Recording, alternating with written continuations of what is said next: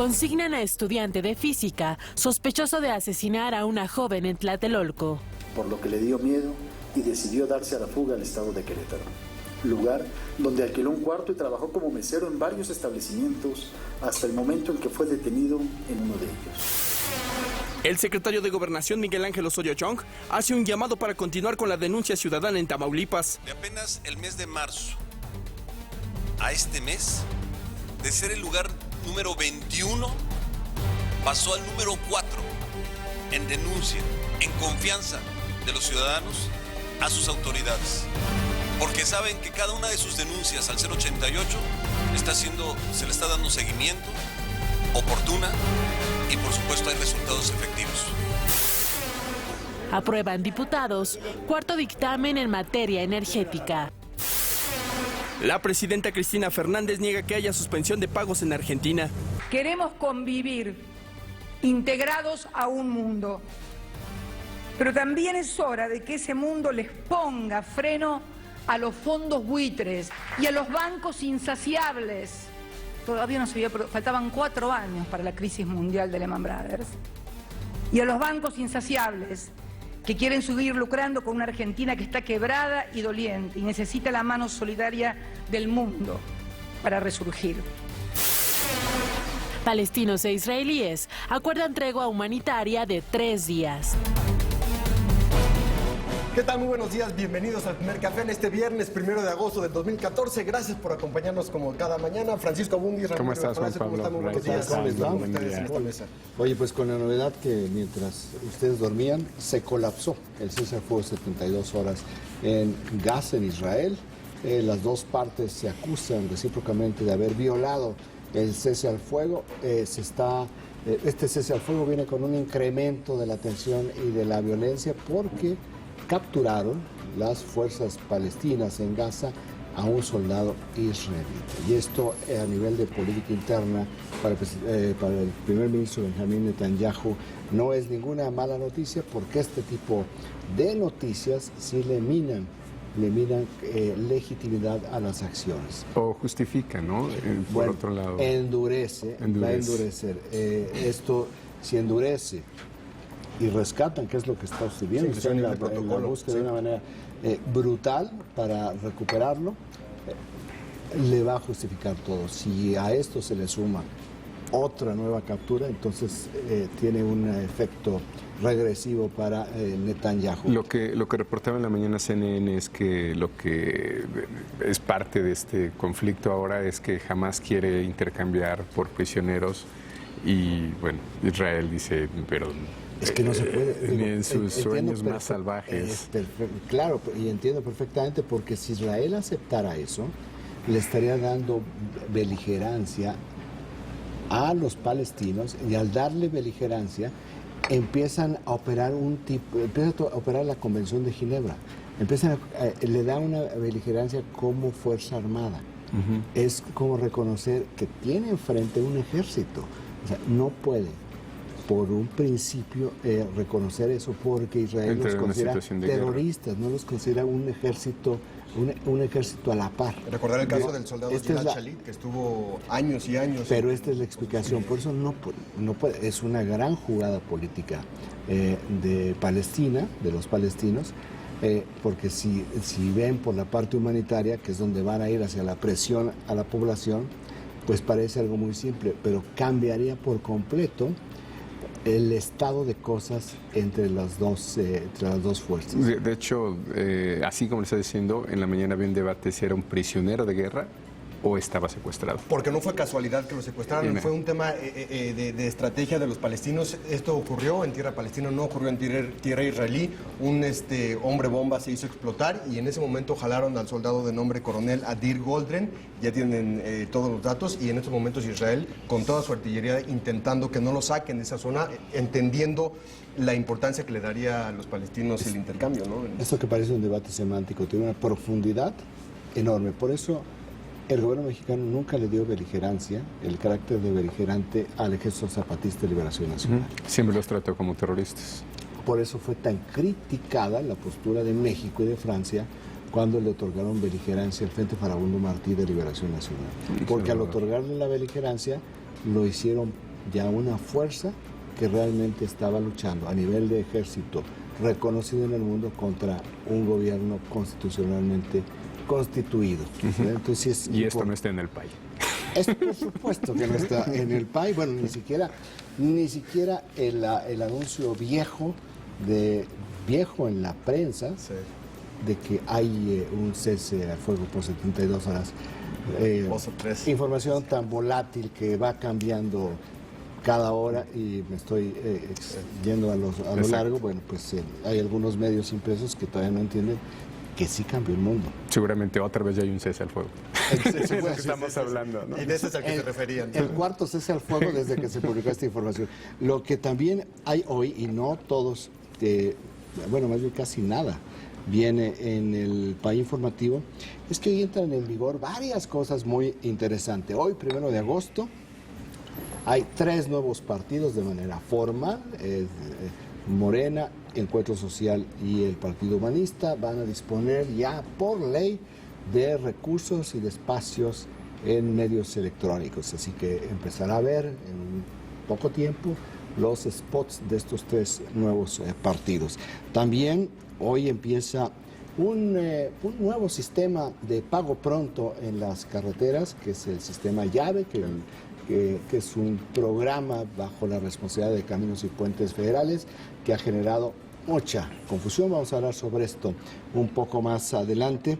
Y también una noticia que es muy interesante, porque tú una vez lo dijiste, Paco, para que la ley energética tenga un sustento en términos de discurso y que pueda ir cambiando el discurso a favor de la reforma. Esta era la nota que esperábamos. Se tiene que concretar en cosas materiales para los mexicanos. Y hoy por primera vez podemos decir, con muy poco riesgo de equivocarnos, que por primera vez en la historia de México baja el gas licuado, el precio del gas licuado. Es una nota que debería de ocupar el 80% del país, yo creo, por la consecuencia que puede tener. Debería ocupar el 80% por todas las ramificaciones que tiene. Ocupa el 22%, es el segundo tema, sin embargo, 22% del país informativo que nos proporciona la agencia Intelite es la baja a partir de hoy del precio de gas LP, el promedio del costo por kilogramo, es que quiero ser muy políticamente correcto, por kilogramo va a ser de 11 pesos con 90 centavos, promedio nacional más el IVA. Esto cambia el debate de una manera fundamental. Es una gran jugada estratégica. El timing es fundamental. Claro, porque el timing viene con lo que es, pues con lo que está dando en la Cámara de Diputados y en el Senado, que tiene que ver con todo lo que es la reforma energética. El primer tema es con 23% de los impactos, este acuerdo contra la violencia fronteriza entre los gobiernos de México y Estados Unidos. Lo que me llama profundamente la atención es que este es un boletín de escasas 400 palabras que prácticamente no dice nada y que los medios no trabajaron correctamente, porque es fundamental lo que esboza este comunicado de los dos gobiernos. Y tiene que ver con que una reunión que se realizó en Washington de una delegación mexicana que encabezó el director del CISEN, Eugenio Imas, y que habló con, traducen aquí, el asesor adjunto para asuntos de seguridad nacional. Este asesor adjunto para asuntos de seguridad nacional, que se llama Rand Beers, en realidad es el subdirector del Consejo de Seguridad Nacional de la Casa Blanca. O sea, todas las mañanas, a esta hora, ya terminó la reunión donde el director del Consejo de Seguridad de la Casa Blanca le informa al presidente de Estados Unidos lo que sucedió en la noche, los escenarios que hay y las opciones de formulación de política y toma de decisiones. Este hombre es el segundo en ese rango. Entonces, esta reunión que hubo ayer en la Casa Blanca entre Rand Beers y Eugenio Imas es fundamental. Aquí dice acuerdo contra la violencia fronteriza. Este no es un acuerdo simplemente contra la violencia fronteriza, son las dos áreas de inteligencia de las presidencias de las dos repúblicas que están estableciendo mecanismos de colaboración, de intercambio de inteligencia, que es fundamentalmente esta tarea, para combatir la violencia fronteriza. El equivalente de Eugenio Imaz no debería de ser el director de la CIA. Es el director de la CIA, nada más que el Consejo de Seguridad Nacional está por encima de la CIA. Okay. Entonces, por eso decir sería con su par, sería muy espectacular. El jefe de la CIA, ¿verdad? Nada más que este es el que es el jefe del las jefe de políticas, la CIA. Es el jefe de la CIA, es el que hace todo el trabajo de acopio y procesamiento de inteligencia y los trucos sucios, por supuesto, pero el Consejo de Seguridad Nacional es el que recibe toda la información de inteligencia de todas las áreas del gobierno de Estados Unidos, las procesa y es lo que le presentan al presidente de Estados Unidos. Que ese puesto no existe en México como tal, porque el director de CISEN no hace exactamente eso. No, es una estructura distinta. Porque allá está dividido la CIA, que es inteligencia extranjera, foránea, el FBI, que es contrainteligencia, más los servicios de inteligencia, más seguridad territorial. Aquí tenemos todo lo que es seguridad territorial, más policía en la figura del secretario de Gobernación, del cual depende el CISEN. En Estados Unidos la CIA es un organismo autónomo, y el Consejo de Seguridad no existe esa figura en México. Se intentó en otras ocasiones, pero un problema de cultura, porque en el Consejo de Seguridad casi siempre, aunque ha habido algunas excepciones, es un civil el que encabeza. Y aquí no es un militar, no es un... No, el último militar que hubo, que fue Brent Crawford, me parece que fue durante el gobierno de Ronald Reagan, que era un coronel retirado, que yo recuerdo es el único, porque los demás han sido civiles. Aquí en el gobierno de Vicente Fox, cuando quisieron como copiar el organigrama de la Casa Blanca, Adolfo Aguilar Sincer fue el coordinador.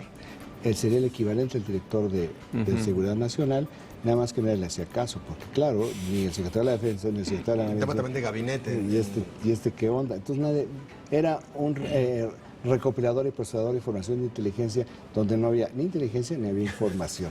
Entonces, bueno, pero esta es una información importantísima que intuitivamente se fue con 23% al país informativo porque no dice absolutamente nada de lo que trató la reunión. Pero como venimos diciendo, este país no es de hechos, es de dichos, y entonces aquí hay un gran dicho, y este es el acuerdo contra la violencia fronteriza. El tercer tema, porque ya dijimos que el segundo es la baja del precio del gas LP, tiene que ver con la reforma energética, que es la aprobación en la Cámara de Diputados de los órganos reguladores. Esto es muy importante. Esta es otra, sí. Muy importante. Se aprobaron ya la creación o la consolidación, el reforzamiento de la Comisión Nacional de Hidrocarburos, la Comisión Reguladora de Energía y la Agencia de Protección del Medio Ambiente. ¿Por qué es tan importante la creación o el fortalecimiento de estos organismos?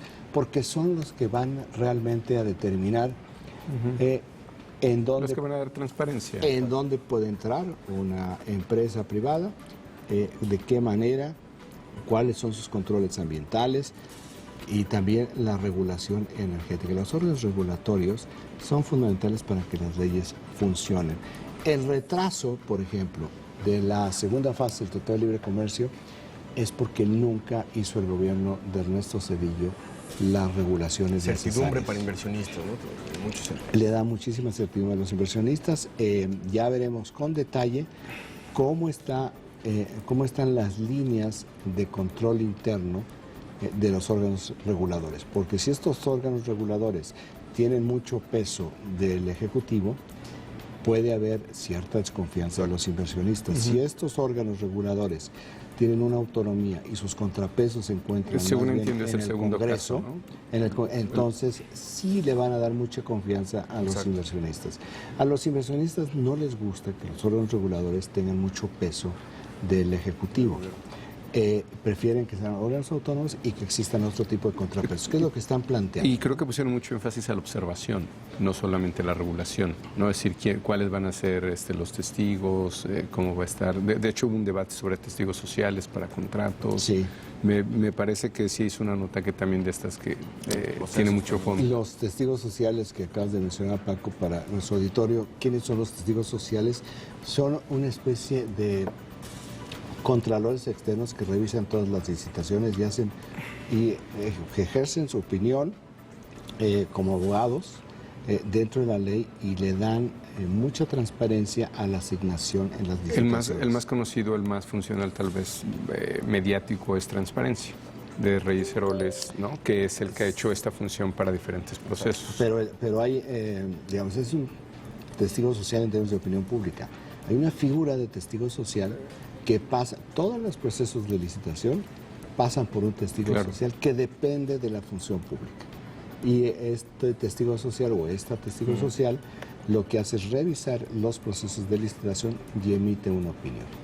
Es muy importante esa figura. Es una especie de notario interno, ¿no? Exactamente. Ahora, cuarto tema, en el PAI informativo, con 18% de los impactos, es el inicio de estos 3 nuevos partidos en México y con 16% de los impactos, el anuncio de la Secretaría de Educación Pública sobre un programa contra violencia escolar es para combatir el bullying en las escuelas primarias. Este es el PAI informativo de la agencia Intelite y como vemos hay noticias que sí tienen una vigencia mayor de la noche y hay varias que simplemente quedan están trasnochadas, rebasadas. Me llama la atención nada más que no esté todo el debate que me parece que ha sido muy intenso sobre, bueno, el cuestionamiento de los adeudos del sindicato de Pemex, que me parece que ha ocupado una parte de la prensa, no se refleja en el PAI. Cosas muy importantes que no están es la secuela de la parte de los pasivos, laborales de Pemex, y la otra es este gran debate que se está abriendo de una manera ya general en el mundo sobre la moratoria selectiva de Argentina. Pero ya podremos platicar un poco más ahorita con algunas portadas. En cuestión de primeras planas, Paco, alguna que llame la atención. En cuestión internacional, tanto el Washington Post como el New York Times tienen en su primera plana la noticia de este cese al fuego de 72 horas que, como ya dijimos, se ha roto hace apenas algunas horas y creo que es interesante mantenerlo también en México. El Universal lo tiene como primera plana cuando ya es una noticia para estas instancias absolutamente caducas. Eso con respecto al tema internacional de lo que está ocurriendo entre Israel y Hamas. Ahora, el Washington Post tiene una nota en su primera plana que habla de lo que ocurrió ayer en el Congreso estadounidense con los republicanos, con John Boehner y con Ted Cruz, en la propuesta de solución a la frontera. Ayer los republicanos se van en contra de su líder John Boehner. Su solución a la frontera. Exacto, porque Barack Obama había pedido una cantidad importante de dinero y los republicanos no se la querían dar.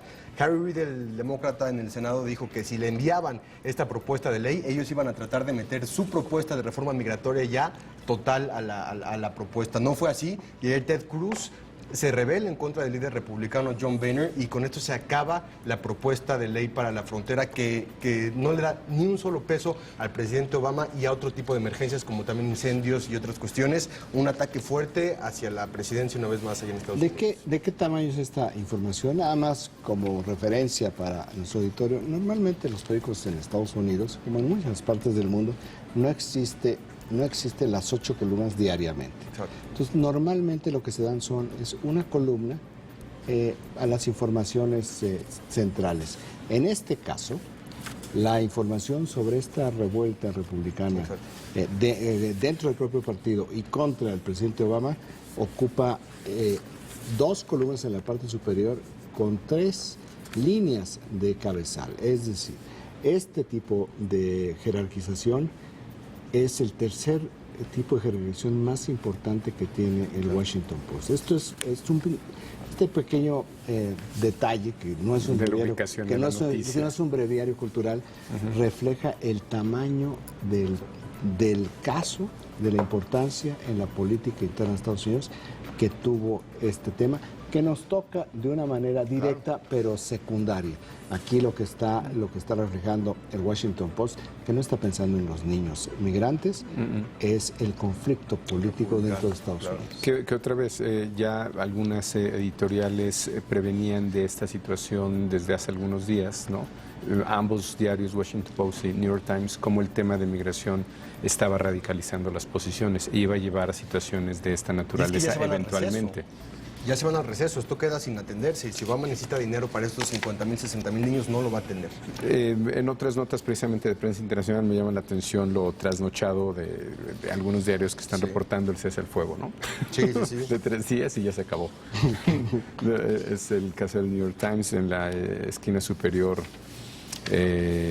izquierda, ¿no? Y lo reporta también el País y el Washington Post, ¿no? En una nota menos relevante, el Universal tiene en su primera plana un titular: México clave para Twitter. Ayer Twitter dio información con respecto a sus ganancias y también en la bolsa, no solamente en Nueva York, sino aquí de México. Muchos se preguntaban cómo Twitter puede ser una empresa que gane dinero más allá de la cantidad de seguidores que tenga. Anuncia una ganancia de $315 millones, sus acciones se colocan en $70 en Estados Unidos, en México en 500, 600 pesos. Entonces, creo que habla de la importancia que tienen las redes sociales en nuestro país y Twitter lo dice, es uno de los mercados principales para ellos en cuanto a atención y en cuanto a proyección a futuro. La Razón y Excelsior destacan notas que dan contexto un poco a lo que está pasando en Oaxaca con los maestros. De hecho, Milenio lo hizo ayer también. Marín publicó algo sobre el reporte de Banco Mundial de cuántas horas dan clase, digamos las 8 columnas de La Razón. El problema es de que lo que están haciendo es un golpeteo permanente. Y es una noticia reciclada, ¿no? Y ayer lo que pasó en Oaxaca, y lo vamos a tratar, es algo muy importante, muy distinto. Y tiene que ver con algo que está sucediendo en este momento. Yo lo último, sobre portadas, resaltaría lo que fue el Financiero, que es el único medio en México que registra de qué manera están comportándose los mercados bursátiles, todos a la baja, como la reacción ya directa a la suspensión de pagos en Argentina. Esto afecta a México, afecta a todo el mundo, afecta a México, y por eso hay un debate ya internacional sobre esto. Pues eso es lo que tienen hoy las portadas nacionales e internacionales y también el PAI de la agencia Intelite. Nosotros vamos rápidamente a nuestro primer corte, no se vaya porque regresamos con mucho más. Escríbanos a las redes sociales, vamos y regresamos. ¿Qué tal?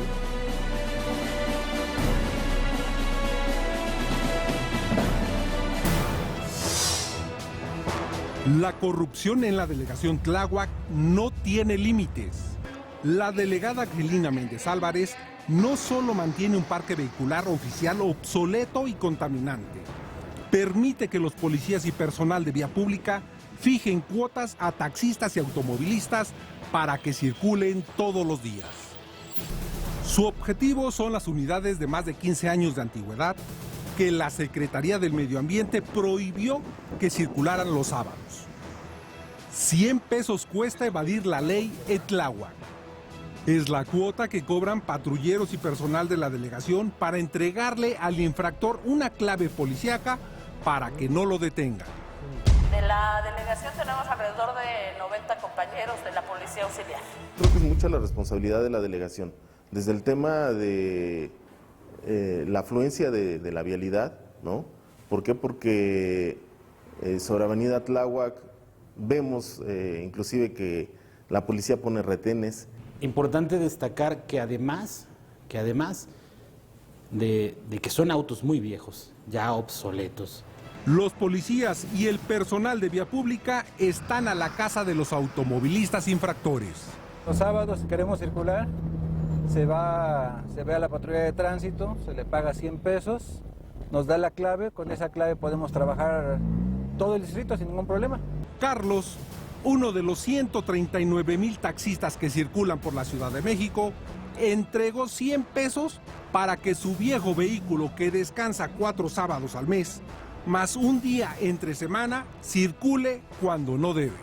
Nos pone la fecha, lo que es la fecha del día, así en este caso que sería el próximo sábado, y nos indica es R11, Z6, taxi y el numeral de placas. El número de placas nos pone Halcón 610. Con 100 pesos y la clave que les entregan, circulan como si trajeran calcomanía 00. Cualquier problema, dice que si se llega a poner pesado algún compañero de tránsito, de otra delegación, que le hagan el llamado por el radio y que automáticamente nos van a dejar. Y sin embargo ahí pasan enfrente de la patrulla, nomás estiran la mano y pasan.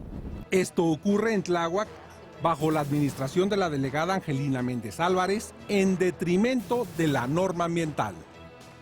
Ya lo dijo Carlos, si lo detienen, basta una llamada y si aún así no le quieren dar el apoyo, puede comunicarse a la delegación donde asegura le pedirán las placas de su unidad para hacerlo pasar como vehículo de apoyo.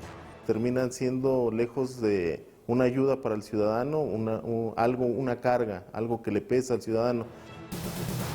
Creo que quien tendría que evaluarlos sería la comunidad. Juan Antonio Cruz, Proyecto 40.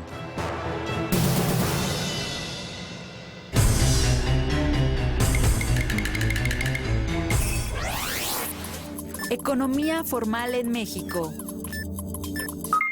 40.2% de la población ocupada se encuentra en la formalidad. Genera el 75% del Producto Interno Bruto. El dato útil para comentar en el café. Félix de Valdivia se rehúsa a grabar un promo de 30 segundos porque su nuevo programa no se puede resumir en tan poco tiempo. Es tan nuevo, es tan innovador, tan magnánimo, que resulta ridículo pensar que en 30 segundos se puede entender un concepto tan increíble, tan fascinante. No, tiempo, no, a ver, esto es muy fácil. Late Night Express es el primer late night de celebridades digitales y va a salir de lunes a viernes a las 21 horas por Proyecto 40. Típico locutor de televisión. Perdón, Félix. Esta semana, Newsweek en español presenta En Portada. Crisis en la frontera. Mientras Washington se empantana en el tema de la inmigración, algunos rancheros han tomado la ley en sus manos. Reportaje. Los niños de la guerra. En Gaza, por cada 2 militantes caídos, mueren 3 niños palestinos. Literatura. Conociendo a la Bella Durmiente, la musa secreta de Gabriel García Márquez por fin sale a la luz. Newsweek en español. Descubre su publicación. Para que el agua llegue aquí, debe viajar desde acá y eso cuesta mucho dinero. ¿Cómo pasar de las intenciones a los hechos? Con nuevas leyes.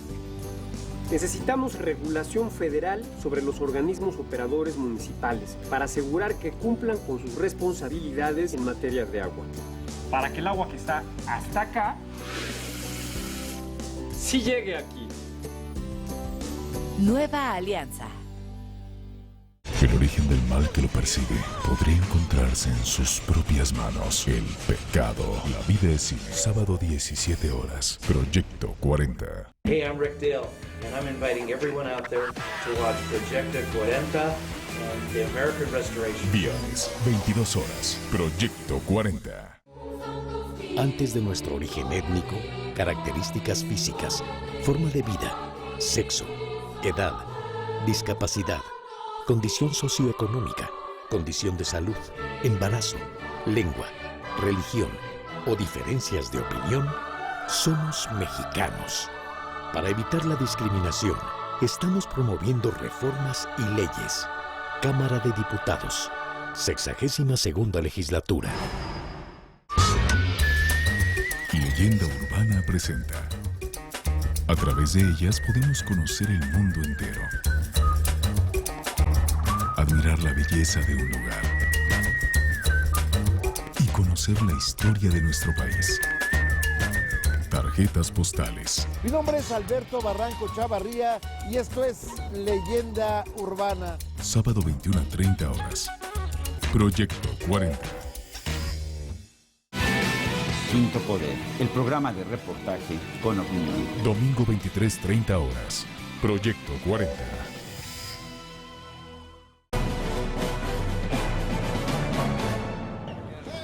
En Oaxaca, profesores de la sección 22 de la Coordinadora Nacional de Trabajadores de la Educación realizaron actos vandálicos en la sede del Comité Directivo Estatal del PRI para protestar en contra de la reforma educativa. Los inconformes realizaron una marcha desde la zona centro del estado hasta llegar a las instalaciones del Instituto Político, donde realizaron un mitin. Posteriormente ingresaron por la fuerza al edificio rompiendo vidrios. Además, pintaron las fachadas de esta institución.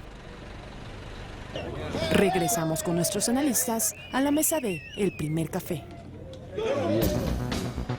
Bueno, aquí tenemos algo que se está calentando. ¿Por qué razón? Están pidiendo que ya les entreguen plazas, plazas sin concursos de oposición. Hay que recordar que los concursos de oposición se terminaron de hacer pues a principios de esta semana. Se van a dar los resultados, que es la primera vez que se hacen concursos de oposición para plazas de maestros. Esto es fundamental para la reforma educativa. Es la prueba de fuego, ¿no? Exactamente, porque es la manera como la reforma educativa le quita el control patrimonial al sindicato de maestros de las plazas, que fueron utilizadas en el pasado como premios y castigos. Te doy premios, te castigo, te muevo la plaza. Era la manera como se ejercía un control sindical sobre los maestros, y esto realmente pues no era tarea del sindicato, era tarea del gobierno, que es parte de recuperar la rectoría de la educación para el Estado mexicano. ¿Qué es lo que sucedió o lo que está sucediendo con la sección 22? Pero en realidad, si lo pones en términos históricos, estás rompiendo una tradición virreinal. Exactamente, ¿no? Digamos, sería como el equivalente, era estaba tan arraigado y era de tanto control que ya las plazas eran tuyas, ¿verdad? Sí. Entonces, las plazas eran mías y no del gobierno. Yo hacía lo que quería con las plazas, por lo tanto, yo hacía lo que quería con los agremiados, y los agremiados tenían que hacer exactamente lo que yo deseaba. El sindicato de maestros, hay que recordarlo, tiene una fracción muy importante de casi un 40% de personas que están dentro de una corriente que se llama la Coordinadora Nacional de la Educación. ¿Cuánto estimas que es el porcentaje? Son como 450,000, de 1.200.000 aproximadamente, de las cuales la parte más importante es la disidencia, no es otro sindicato. Es dentro del sindicato, pero es una facción que desde su nacimiento, hace ya casi 40 años, ha tenido una posición de disidencia, tanto dentro del sindicato como en políticas hacia fuera del sindicato. Perdón, ¿dirías que la 22 es la más radical? No, la 22 es la más grande. La más grande. La más grande. La más radical es una sección chica. En Michoacán. En Michoacán, pero muy beligerante. ¿Qué es cuál? Es la sección 8, me parece. La de aquí es la 9. Es la 9, sí. Creo que es la sección 8, la de Michoacán. La CENTE, la coordinadora, nace en Chiapas. Su principal número de afiliados se encuentra en Oaxaca, es muy numerosa. Hay una parte en Guerrero, hay una parte en el Distrito Federal y hay una parte muy pequeña, pero muy dura, muy ideológica en Michoacán. Y se ha fortalecido en otros lugares del país a partir de la iniciativa de la reforma educativa. Es que hay una bifurcación sobre estrategias. Y en otros estados. En una parte, por un lado, a la Secretaría de Educación se le encargó la instrumentación y la ejecución de la reforma educativa, pero al subsecretario de Gobernación, Luis Miranda, se le encargó la negociación política con la CENTE. Es decir, dividieron por un diseño que nunca ha quedado del todo claro, se dividió este tipo de negociación.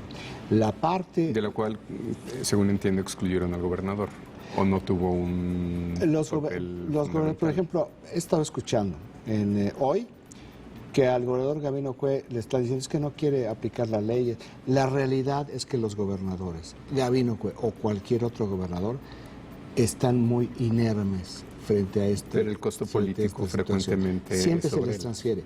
Pero en realidad estas críticas que se hacen a los gobernadores porque no aplican la ley, pues son críticas, hay algunas muy malintencionadas, pero normalmente son críticas muy superficiales porque realmente no se conocen dónde están las fuentes de poder de los grupos sindicales, cuáles son sus vinculaciones, por qué razón la sección 22 de la CENTE hizo este tipo de vandalismo. Que no es la primera vez. No, pero lo hizo el año pasado. Sí, nada más que aquí elevó el costo. Están reclamando plazas que el subsecretario de Gobernación les ofreció. Nada más que el subsecretario de Gobernación no puede realmente ofrecer plazas sin concurso de oposición, porque eso sería el equivalente a que la reforma educativa del presidente Peña Nieto fracasara. Entonces, por supuesto... Es una especie de default selectivo. Lo aplicas en todos lados menos en Oaxaca. Por supuesto que el subsecretario de Gobernación no está en una acción de sabotaje de la reforma educativa del presidente, que además es muy cercano, él es muy cercano a él. Es la negociación. Es por qué razón han querido hacer este tipo de negociación. Es uno de los grandes misterios de esta administración, porque como tú decías, la CENTE al principio de esta administración eran 5 estados. La CENTE hoy está en 24 estados porque ha sido producto de la negociación política. Las plazas, no simplemente la plaza, que ya en sí mismo es quien controla las plazas y cómo se dan las plazas, sino cada plaza trae un costo adicional. Todavía ni siquiera llegamos al punto del presupuesto donde la subsecretaria de Gobernación diga, bueno, secretario de Hacienda, necesitamos el dinero para 900 plazas. Bueno, ya me imagino el secretario de Hacienda lo que va a decir. Next, ya, no. Sí. No, porque no hay plazas. Ahora es interesante el objetivo, porque fue sobre el PRI local de Oaxaca. Porque están presionando para que el Congreso local no pase las leyes que ya van a desatar la reforma educativa en los términos como está planteada la reforma constitucional en Oaxaca. Pero es interesante que no fueron objetivos, el objetivo no fueron oficinas de gobierno de Gabino Cue, del Estado, no fue el Congreso. Están inhibiendo a los legisladores del PRI. Y dicen, es una señal, eso es lo que dijo el secretario de Organización de la CENTE en Oaxaca, dice, esta es una señal y ahí vienen, o sea, están en Oaxaca, pero van a venir para acá. Ya empezaron una vez más en su estrategia de 3 pasos, que es siempre movilización, que ya empezó la movilización, y confrontación. Solo de la 22, según recuerdo, habría unos, ¿qué? 5,000, 10,000 en la Ciudad de México. Cuando el año pasado, el punto máximo de maestros llegó a estar en 22,000. Pero en general. En 22,000, de los cuales como el 80% eran de la sección 22. 15,000. 15,000, 17,000 máximo. Pues es que movilizan, porque además son 70,000 maestros afiliados a la CENTE en Oaxaca. Por lo tanto, si uno establece cuántos niños de primaria van a la escuela en Oaxaca y cuántos maestros hay, les tocaría como 17 alumnos por maestro. Sí, es decir, parece una clase de maestría en Harvard, ¿verdad? 17, bueno, no, es mucho, es lo doble de una clase de maestría en Harvard. O una escuela en Suecia. Por ejemplo, entonces, ¿qué es lo que significa esto? Pues que sí tienen muchos cuadros para tenerlos movilizados todo el tiempo. Y después de todos estos meses que no se ha podido aplicar el 100% la reforma educativa, una de las primeras reformas y las más importantes, pues también quedan pocos meses para el final del año en ese sentido. Bueno, sí, pero ya estamos en el punto de definiciones. Exacto. Con el concurso es el momento de las definiciones y por eso están elevando el costo político para exigir de esta manera que les cumplan con las plazas, pero no les van a poder cumplir con las plazas. 74,000 según la nota del Universal. Pero sí, si tienen aquí 15,000, 20,000, es quien da clases, ¿no? Bueno, 17 por 1 se pueden estar reciclando, pero de cualquier manera, con esta posibilidad de reciclaje no dan clases, porque son ejercicios de presión. O sea, no son de flojera. Dices que son muy flojos, no son flojos, es un movimiento político claro, que se comporta permanentemente políticamente, como lo que vimos ayer en Oaxaca, donde van y atacan a la sede del PRI, tiran los muebles, atacan las oficinas de legisladores del PRI, una de ellas la oficina de Biel. Del ex candidato a la Pérez Magán. Biel Pérez, que fue el candidato del PRI a la gubernatura, perdió con Gabino Cue y se le está transfiriendo, insisto, en la crítica al gobernador porque dice, nosotros no vamos a aplicar la fuerza indiscriminadamente. ¿Por qué razón un gobernador en Oaxaca que se llama Gabino Cue o que se llame como sea, no puede, no tiene las posibilidades y los recursos políticos para hacerlo? Porque si lo hace sin la fuerza real para poder controlar todos los resortes, porque muchos resortes de la disidencia de los maestros no están en los estados, están en el Distrito Federal. Le toman el estado, Sí.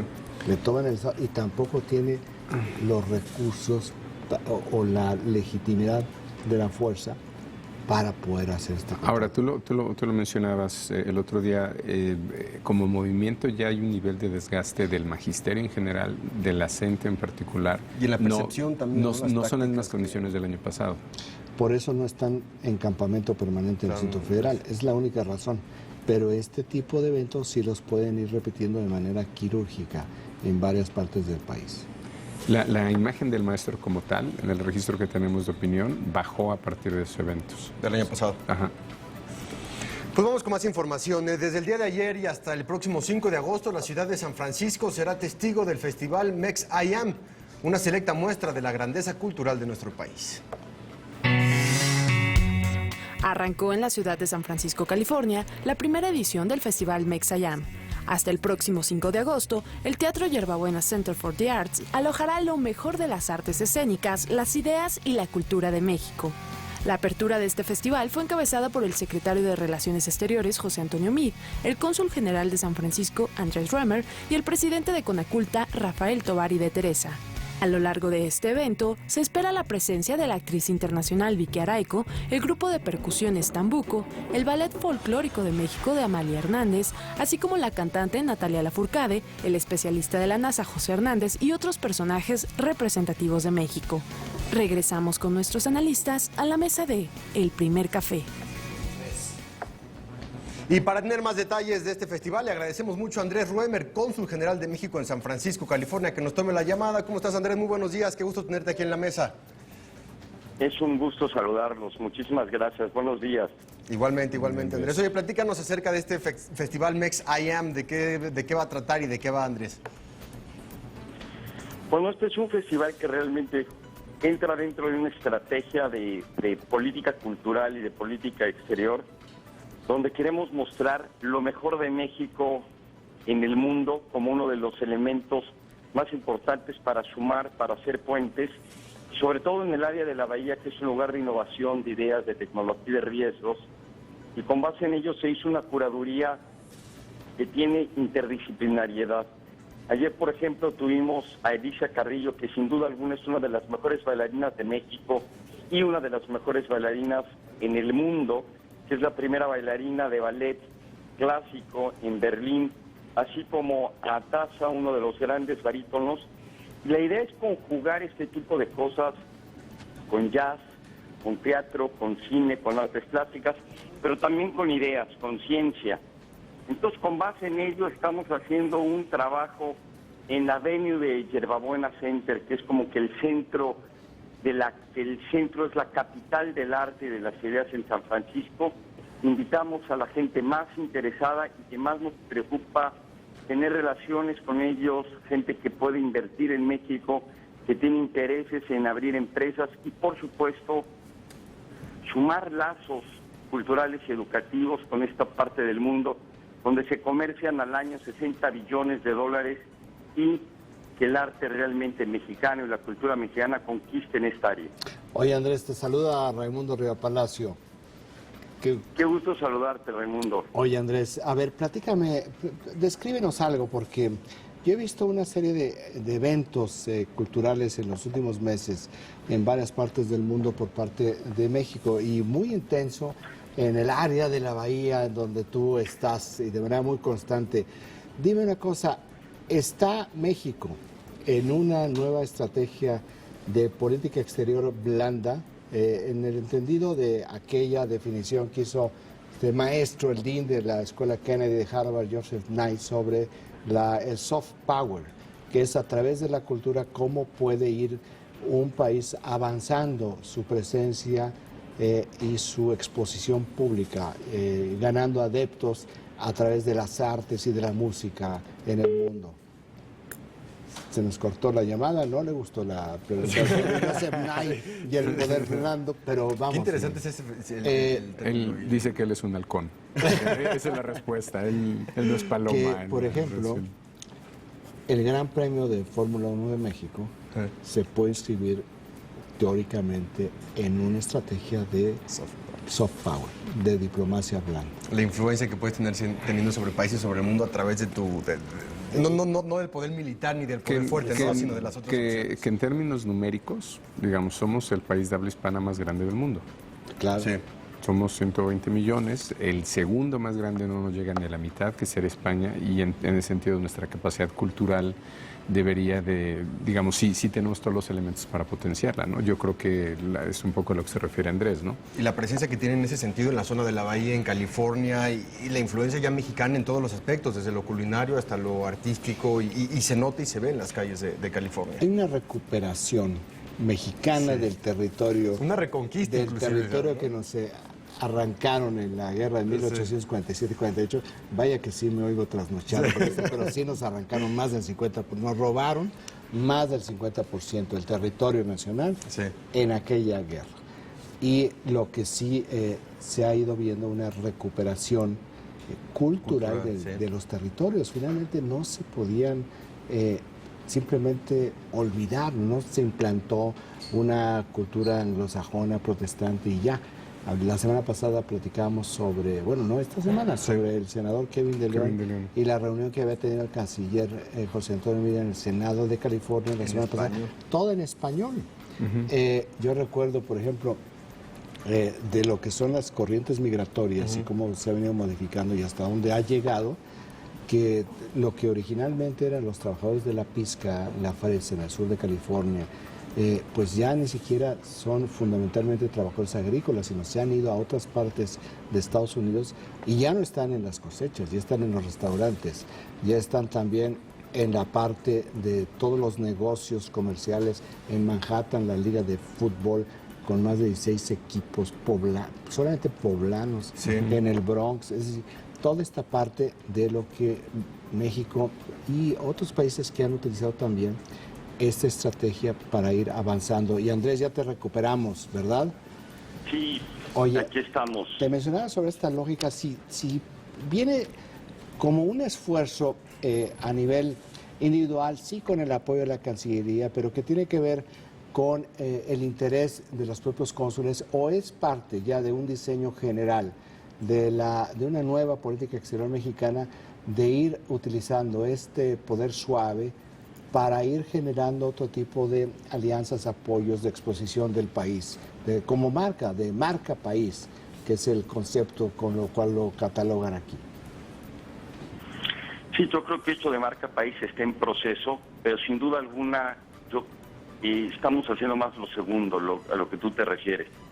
Esta es una posición que se ha utilizado, por ejemplo, como benchmarking. Recuerdo hace cerca de 20 años en Canadá que había una política también en este sentido de Estado, donde la mejor manera de conquistar al mundo es el capital humano. ¿Qué somos? ¿Dónde estamos? Y México en este sentido, no solamente a través del arte y la cultura, sino también la ciencia, la innovación, pues demuestra el movimiento y el cambio que tiene y la faceta, porque a veces no se oye de este tipo de cosas, no se sabe qué tipo de arte, de gente realmente está representando a México y lo mejor de México que hay en el mundo, y se hablan de otros temas y se desconocen estos, y si es una manera, llamémoslo como tú bien dices, con la mano izquierda de demostrar lo que está pasando, genera inquietud y genera lazos de unión. Andrés, ¿cómo estás? Paco Abundis, un gusto saludarte. Qué gusto saludarte, Paco. Se te extraña por acá. Primero, felicidades por el premio que te dieron hace poco en tu alma mater, Berkeley. Y una pregunta vinculada con eso. Tú estuviste ahí hace, pues, según calculas, unos 20 años estudiando en la misma ciudad, o por lo menos muy cerca de San Francisco. Yo creo que hace 20 años la influencia de lo hispano, si bien ya era considerable, no tiene el nivel que tiene ahora. Hacer un evento de esta naturaleza, sin duda, es muy importante para México. El evento que nos estás describiendo, pero yo creo que las condiciones son muy distintas a las que hubieran sido hace 20 años. Tú que viviste allá y que regresas ahora como cónsul, ¿en qué dirías que radica estos cambios, no sé qué tan sutiles o qué tan evidentes, de la influencia de lo hispano o de lo mexicano en ciudades como San Francisco o Estados Unidos en general? No, bueno, totalmente es otra circunstancia. Desde marzo, por ejemplo, en California, los hispanos y sobre todo los mexicanos dominamos en términos ya de población. Pero no solamente es la cantidad. Este año, por primera vez, la Universidad de UC System tiene en sus 10 campuses, con excepción de uno, más mexicanos, más hispanos, pero sobre todo mexicanos, ya que asiáticos y norteamericanos. Es decir, ya no es lo mismo el tipo de ocupación la que tiene el mexicano ahora que hace 20 años. Tiene y está tratando de lograr una movilidad social con base en capital humano. Es decir, hoy sobre todo el capital humano en términos de los mejores chefs y cocineros se dan en esta comunidad. El que UC Berkeley, por ejemplo, UCLA, UC Riverside y muchas universidades del estado en todo California esté conformado por hispanos que empiecen realmente a involucrarse en áreas de tecnología, de emprendedurismo, pues realmente hace que por supuesto esto no es la mayoría.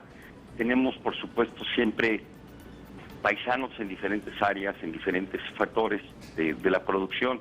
Sin embargo, hay un interés, hay un cambio cultural, hay una motivación de que realmente si la quieres hacer aquí y en el mundo tienes que apostar en este tipo de cosas.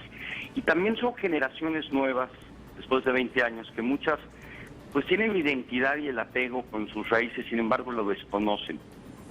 Con base en ello, traer el ballet folclórico de México, de Amalia Hernández, por ejemplo, para muchas generaciones de padres y de abuelos, ha sido como que una oportunidad de reencontrarse con sus nietos y sus hijos y decir, miren, esto es México. Desde el primer momento que anunciamos este ballet, la demanda fue impresionante. Ahora parece que vamos a tener que abrir otra función porque hay exceso de demanda de este tipo de cosas, porque también es una manera de reconocer lo que somos, pero también de conocer el nuevo tipo de arte y de cultura y de lo que está sucediendo en el país. Pues Andrés, te agradecemos mucho que nos hayas tomado la llamada. Andrés Roemer, cónsul general de México en San Francisco, California. Estaremos muy al pendiente de este evento Mex I Am. Enhorabuena por esta organización, Andrés, y estaremos muy en contacto con este evento. Muchas gracias, Andrés. Buenos días. No, muchísimas gracias a ustedes. Buenos días. Un abrazo. Un abrazo, Andrés. Un saludo para todos ustedes. Gracias. Interesante cómo el objetivo ya no es de educar a los anglos, ¿no? Que exponernos y sacar nuestros valores, sino más bien es un reforzamiento de capital cultural.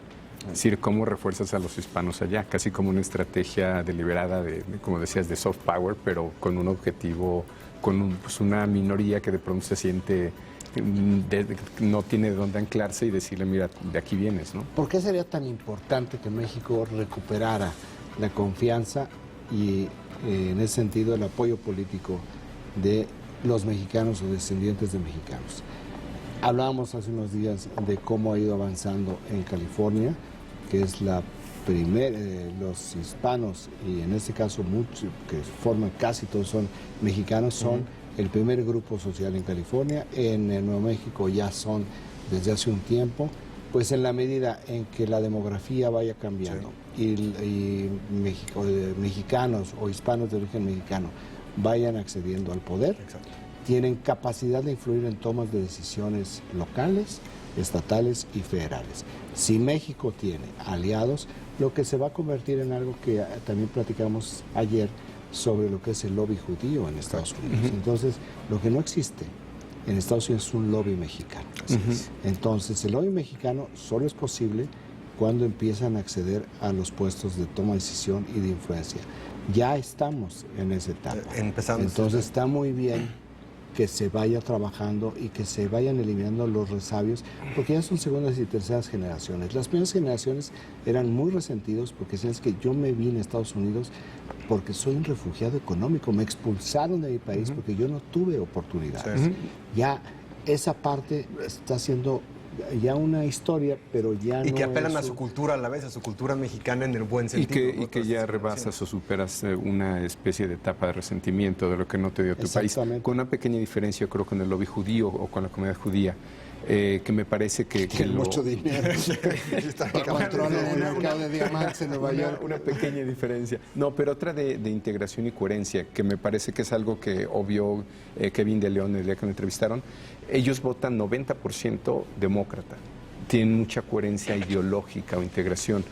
Los hispanos estamos muy divididos en Estados Unidos respecto a muchísimos temas. Sí, entonces, aún teniendo el lobbying, sería difícil tener esa coherencia o esa consistencia en los temas, ¿no? Pues vamos rápidamente a nuestro último corte y regresamos con mucho más. No se vaya aquí en El Primer Café.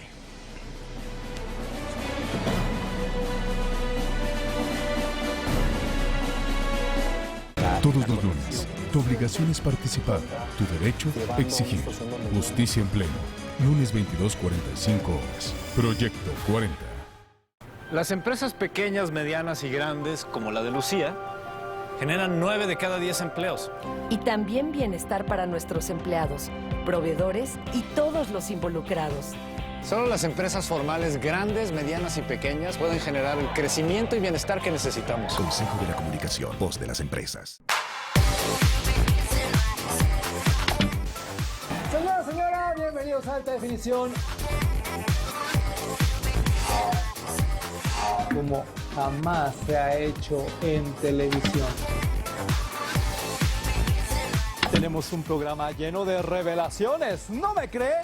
¡Chéquelo! El único programa en la televisión con lo que hay que ver de la televisión. Sábado 20 horas. Proyecto 40. Cinema 40 presenta El camino del último dragón es un retorno al inicio.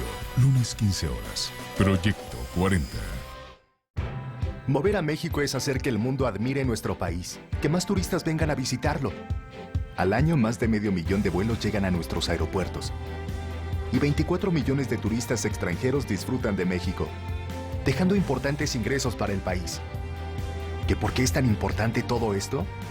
Porque el turismo genera 3 millones de empleos de calidad y porque es la industria que ocupa a más jóvenes. Eso es mover a México. Gobierno de la República. Con más de 20 años de trayectoria y una intachable carrera, él es el rostro que representa la entrega. Óscar Mario Beteta. Tuvo el visto bueno de 390 diputados en los términos en que fue enviada. De lunes a viernes, su experiencia, su compromiso y su mirada nos muestran un enfoque analítico y veraz de la noticia. Óscar Mario Beteta, en Visión 40. Lunes a viernes, 14 horas. Proyecto 40. Hola, mamá. ¿Qué estás haciendo aquí? Quiero platicar con ustedes. No hay nada de qué platicar. ¿Por qué no me quieren? Tu color favorito es el gris. Es solo un color. Eso, ni siquiera es un color.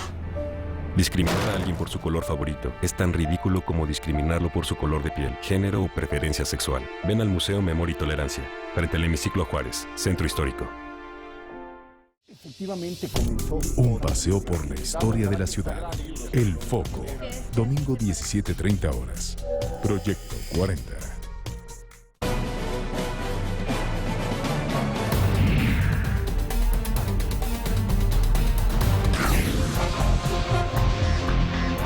A partir de hoy, la calcomanía IAVE, utilizada para el cobro de peaje en las carreteras administradas por Caminos y Puentes Federales, deja de funcionar. Es decir, dicho tag no podrá operarse en las autopistas México-Puebla, México-Cuernavaca y México-Querétaro. Solo se podrá emplear en las autopistas del Valle de México. Para circular sobre las vías administradas por Capufe, es necesario portar un nuevo adhesivo operado por telepeaje dinámico. Para obtenerlo, los usuarios deben acudir a cualquiera de los módulos instalados en las casetas de cobro. Ahí recibirán la nueva calcomanía de manera gratuita. Y aunque se aseguró que en principio la tarjeta IAVE IMAS de México seguirá funcionando, es necesario actualizar el dispositivo electrónico. En los módulos será entrega de un tag gratuito sin saldo. En caso de que la anterior tarjeta tenga, se deberá solicitar a la empresa IMAS de México que sea transferido. El objetivo es lograr un cambio tecnológico para que cuando se llegue a la plaza de cobro no se tenga que hacer un alto total, sino se pueda circular entre 40 y 60 kilómetros y así evitar las largas filas que se llegan a generar cuando hay alta demanda en el servicio. Con este convenio, los usuarios del sistema de telepeaje se beneficiarán gracias a que con un solo tag podrán cruzar por la red operada por Capufe y Vía Paz sin necesidad de firmar contratos adicionales. Para más información visite www.capufe-iave.com.mx o bien comuníquese al número 01800 111 0088. Regresamos con nuestros analistas a la mesa de El Primer Café. Pues ya nos vamos, Paco. Muchas gracias. Listo. Raimundo, muchísimas gracias. Excelente fin de semana. Y que no haya mucha confusión hoy con la llave. Sí. ¿No? Porque va a haber, pero que no sea tanto. Los dejamos nosotros con la agenda de la semana. Muchísimas gracias por habernos acompañado. Nos vemos aquí el día lunes. Excelente fin de semana. Muchas gracias.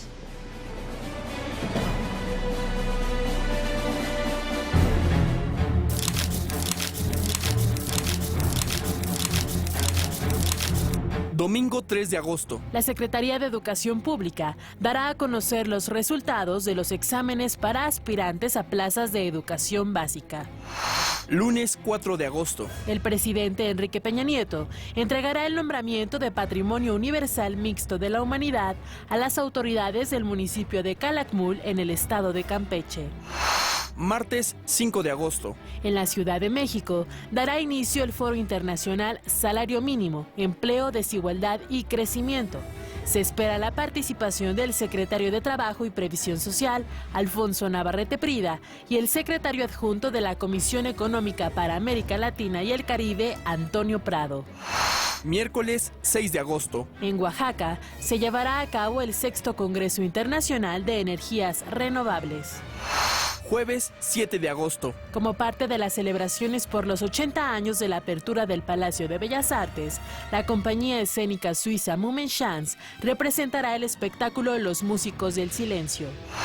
Viernes 8 de agosto. El delantero uruguayo Luis Suárez se presentará ante el Tribunal Arbitral del Deporte para apelar la sanción que impuso la FIFA por morder al italiano Giorgio Cellini durante Brasil 2014. Sábado 9 de agosto. Se conmemora el Día Internacional de las Poblaciones Indígenas. Disfruta con nosotros una buena taza de café. Uno casi puede predecir que va a aumentar en los homicidios y la violencia. Es que ahí está también hospedado un líder del cártel del Golfo. Realmente iban sobre él. Nuestra cifra negra en periodos vacacionales, si bien ha bajado, no deja de ser significativa. El debate internacional entre Occidente está precisamente basado sobre el tema de la inequidad de ingresos. Mejor debate y un sofisticado análisis. Con la información de primera mano, la degustamos con una buena taza del primer café.